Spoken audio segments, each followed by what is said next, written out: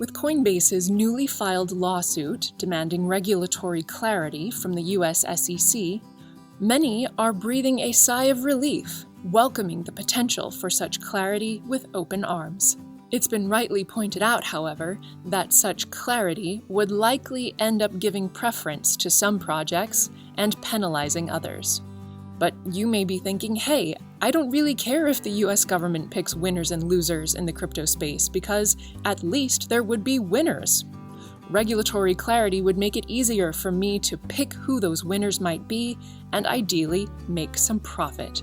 This viewpoint is a rational and reasonable one to take, yes? Well, it is unless it overestimates the importance of any single market in this world. In this case, could it overestimate the importance of the US market? Let's conduct a thought experiment.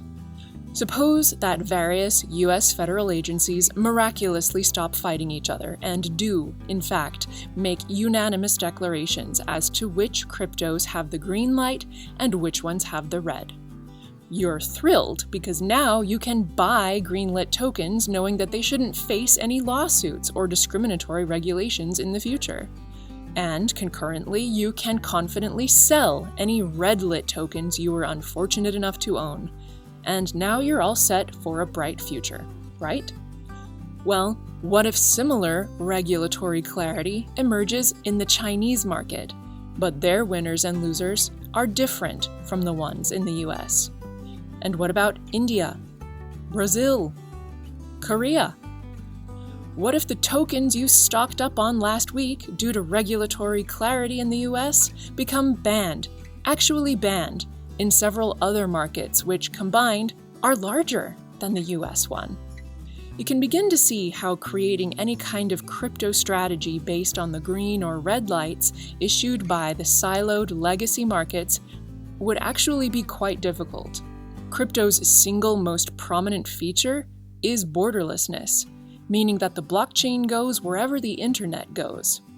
Trying to fit an inherently borderless tool into dozens or hundreds of different silos is not so different from trying to fit a square peg into a round hole.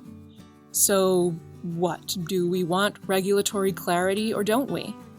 The answer to this question has likely been simmering just below the surface of the entire crypto industry for years.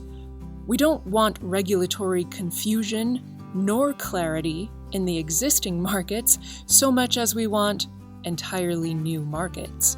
We want markets where buyers and sellers are able to participate regardless of where they were born. We want markets where there are no limits to the volume or frequency of our trades. We want markets where our deposits are not custodied by anyone, which protects us from the administrators who'd otherwise like to use our money to make loans to their friends or, hey, just buy more speedboats. And we want markets that are resilient to any and all takedown attempts, keeping our commerce free and flowing 24/7. In short, we want the same level of decentralization in our markets that we aim for in our native token networks. For this reason, truly decentralized token networks need not care very much about the day-to-day green or red lights issued by legacy silos. Because the market that will end up being the most profitable in this world is the one that includes the most people. In other words, the market that transcends borders. So let us take our green lights in stride, if we happen to receive any, and also take any red ones with a similar grain of salt.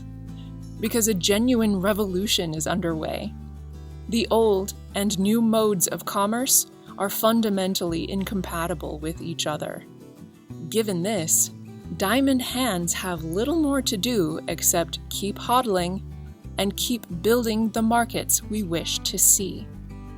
This is why we build.